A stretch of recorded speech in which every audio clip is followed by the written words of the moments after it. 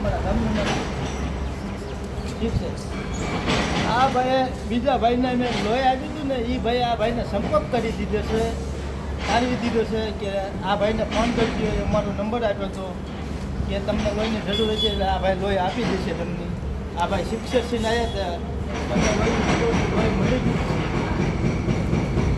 હા ભાઈ જનતા ગ્રુપમાં ફોન કર્યો, જનતા ગ્રુપવાળા બધા ભાઈ હાજર થઈ ગયા. જનતા ગ્રુપવાળા રાતે કામ કરે, દિવસે કામ કરે, 24 કલાક કામ કરે છે. લોહીની જરૂરત પડે એટલે જનતા ગ્રુપમાં ફોન કરશો. અને ભાવનગરની અંદર તો હું એમ કહું છું લોહીના કારણે એક કે મારા મરવાનો પડે, જનતા ગ્રુપમાં સંપર્ક કરવાનો, એને ફોને કરવાનો એટલે તાત્કાલિક હાજરે થાય છે, લોહી દે છે તમને. હેરાની નહીં થવા દે. ગામડાના માણસો ખાસ તરીકે વિનંતી અમારી, ગામડાના ખાસ તરીકે કોઈ લોહીના કારણે હેરાન નહીં થતા ગામડાના માણસો. માનવ સેવા એ પ્રભુ સેવા, રજદાની મહાદાન, બધાને જય માતાજી.